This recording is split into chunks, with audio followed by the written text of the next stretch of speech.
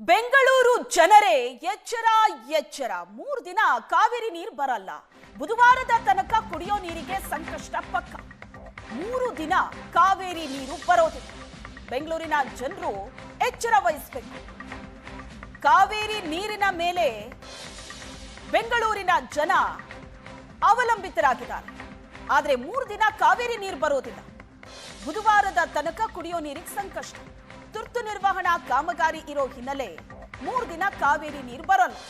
ಬೆಂಗಳೂರು ಜಲಮಂಡಳಿ ನೀರನ್ನ ಸ್ಥಗಿತಗೊಳಿಸುತ್ತೆ. Silicon city ಮಂದಿಗೆ ಸಂಕಷ್ಟ ಅಂತೂ ತಪ್ಪಿದ್ದಲ್ಲ.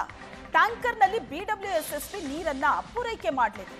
ಹಲವು ಏರಿಯಾಗಳಲ್ಲಿ ನೀರಿಲ್ಲದೆ ಜನ ಪರದಾಡ್ತಾ ಇದ್ದಾರೆ.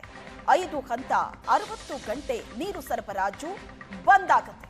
3 ದಿನ ಕಾವೇರಿ ನೀರು ಬರಲ್ಲ ಅಂತ ಅಂದ್ರೆ ಬೆಂಗಳೂರಿನ ಜನಕ್ಕೆ ಇದರ ಕಷ್ಟ ತಟ್ಟತ್ತೆ. ಬುಧವಾರದ ತನಕವೂ ಕೂಡ ಕುಡಿಯೋ ನೀರಿಗೆ ಸಮಸ್ಯೆ ಆಗಲಿದೆ. ತುರ್ತು ನಿರ್ವಹಣಾ ಕಾಮಗಾರಿ ಇರೋದ್ರಿಂದ ಬೆಂಗಳೂರು ಜಲಮಂಡಳಿ ನೀರನ್ನ ಸ್ಥಗಿತಗೊಳಿಸಿದೆ. ಸಿಲಿಕಾನ್ ಸಿಟಿ ಮಂದಿಗೆ ಸಂಕಷ್ಟ ತಪ್ಪಿದ್ದಲ್ಲ. ಬೆಂಗಳೂರಿನ ಜನ ಕಾವೇರಿ ನೀರಿನ ಮೇಲೆ ಡಿಪೆಂಡ್ ಆಗಿದ್ದಾರೆ. 3 ದಿನ ನೀರು ಬರಲ್ಲ ಅಂತ ಅಂದ್ರೆ ಜನ ಕಂಗಾಲಾಗೋದು ಪಕ್ಕ.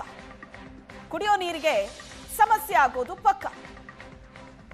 ಈ ಬಗ್ಗೆ ಹೆಚ್ಚಿನ ಡೀಟೇಲ್ಸ್ ಅನ್ನ ಕೊಡ್ತಾರೆ ನಮ್ಮ ಪ್ರತಿನಿಧಿ ಸ್ವಸ್ತಿಕ್ ಇದ್ದಾರೆ ಸಂಪರ್ಕದಲ್ಲಿ. ಸ್ವಸ್ತಿಕ್, ಒಂದು ನಿರ್ವಹಣಾ ಕಾಮಗಾರಿ ನಡೀತಾ ಇರೋದ್ರಿಂದ ಜಲಮಂಡಳಿ ನೀರನ್ನ ಸ್ಥಗಿತಗೊಳಿಸುತ್ತೆ. ಆದ್ರೆ 3 ದಿನ ಬೆಂಗಳೂರಿನಲ್ಲಿ ಕುಡಿಯೋ ನೀರಿಗೆ ಸಮಸ್ಯೆ ಆಗುತ್ತೆ ಅಂದ್ರೆ ಆ ಪರಿಸ್ಥಿತಿ ನಿಭಾಯಿಸೋದು ಕೂಡ ಕಷ್ಟ.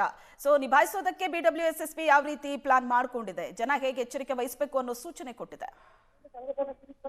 ಶ್ವೇತಾ, ಕಳೆದ ಕೆಲವೊಂದಿಷ್ಟು ದಿನಗಳಿಂದ ಹಿಂದೆ ಈ ಜಲಮಂಡಳಿ ಸೂಚನೆಯನ್ನ ಕೊಟ್ಟಿತ್ತು. ಯಾವುದೇ ರೀತಿಯಾದಂತಹ ಈ ನೀರಿರೋದಿಲ್ಲ, 3 ದಿನಗಳ ಕಾಲ ತುರ್ತು ಕಾಮಗಾರಿಯ ಹಿನ್ನೆಲೆ ಇರೋದಿಲ್ಲ. ಆ ಕಾರಣಕ್ಕೋಸ್ಕರ ತಯಾರಿಯನ್ನ ಮಾಡ್ಕೊಳ್ಳಿ ಅನ್ನುವಂತ ನಿಟ್ಟಿನಲ್ಲಿ, ಜೊತೆಗೆ ನೀರನ್ನು ಸಂಗ್ರಹಿಸಿಟ್ಟುಕೊಳ್ಳಿ ಅನ್ನುವಂತ ಒಂದು ಮಾಹಿತಿಯನ್ನ ಕೊಟ್ಟಿತ್ತು. ಆದ್ರೆ ಸಾಕಷ್ಟು ಜನರಿಗೆ ಅದು ಮಾಹಿತಿ ತಲುಪುವಂತದ್ದು ಕೂಡ ಲೇಟ್ ಆಗಿದೆ. ಹಾಗಾಗಿ ಸಾಕಷ್ಟು ಜನ ತಯಾರಿಯನ್ನ ಮಾಡ್ಕೊಂಡಿಲ್ಲ. ಆದ್ರೆ ಬಹುತೇಕರು ಇವತ್ತು ಮನೆಗಳಲ್ಲಿ ಕಾವೇರಿ ನೀರನ್ನ ಸಂಗ್ರಹಿಸಿಟ್ಟುಕೊಳ್ಳುವಂತಹ ಕೆಲಸವನ್ನ ಮಾಡಿದ್ದಾರೆ. ಜೊತೆಗೆ ಬೆಂಗಳೂರಿನಲ್ಲಿ ಬಹುತೇಕ ಕಾವೇರಿ ನೀರನ್ನೇ ನೆಚ್ಕೊಂಡಿರುವಂತದ್ದು. ಕಾವೇರಿ ನೀರು ಕರ್ನಾಟಕದ ಜೀವನಾಡಿ ಮಾತ್ರ ಅಲ್ಲ, ಜೊತೆಗೆ ಬೆಂಗಳೂರಿನ ಜೀವನಾಡಿ ಅಂತಾನೆ ಹೇಳ್ಬೋದು.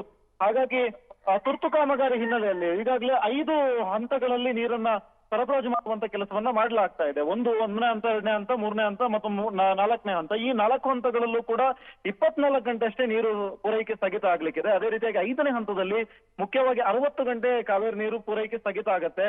ಹಾಗಾಗಿ 5ನೇ ಹಂತವನ್ನು ನೆಚ್ಕೊಂಡಿರುವಂತವ್ರಿಗೆ ಬಹುತೇಕ ಎಲ್ಲಾ ರೀತಿಯಿಂದಲೂ ಕೂಡ ಸಮಸ್ಯೆ ಆಗುವಂತ ಸಾಧ್ಯತೆ ಇದೆ. ಹಾಗಾಗಿ ಬಿಡಬ್ಲ್ಯೂಎಸ್ಎಸ್ಪಿ ಕೊಟ್ಟಿರುವಂತಹ ಎಚ್ಚರಿಕೆಯನ್ನ ಯಾರೆಲ್ಲ ತುಂಬಾ ಸೀರಿಯಸ್ ಆಗಿ ತಗೊಂಡು ಫಾಲೋ ಮಾಡ್ತಾ ಇದ್ರು, ಯಾರೆಲ್ಲ ತುಂಬಾ ಸೀರಿಯಸ್ ಆಗಿ ಅದನ್ನ ನೀರನ್ನ ಸಂಗ್ರಹಿಸಿಟ್ಕೊಳ್ತಾರೋ ಅವ್ರಿಗೆ ತೊಂದರೆ ಆಗುದಿಲ್ಲ. ಆದ್ರೆ ಬೆಂಗಳೂರಿನಲ್ಲಿ ಗೊತ್ತಿದೆ, ಒಂದು ಸಣ್ಣ ಸಮಸ್ಯೆ ಆದ್ರೂ, ನೀರಿನ ಸಮಸ್ಯೆ ಆದಾಗ್ಲೂ ಕೂಡ ನಾವು ಟ್ಯಾಂಕರ್ ನೀರನ್ನ ಅವಲಂಬಿಸಬೇಕಾಗತ್ತೆ. ಟ್ಯಾಂಕರ್ ನೀರನ್ನ ಅವಲಂಬಿಸಬೇಕಾದಂತ ಸಂದರ್ಭದಲ್ಲಿ ದುಬಾರಿ ವೆಚ್ಚವನ್ನ ಕೊಡಬೇಕಾಗತ್ತೆ ಅನ್ನುವಂತ ಆತಂಕದಲ್ಲಿ ಈಗ ಜನ ಇರುವಂತದ್ದು. Shweta, thank you Swastik.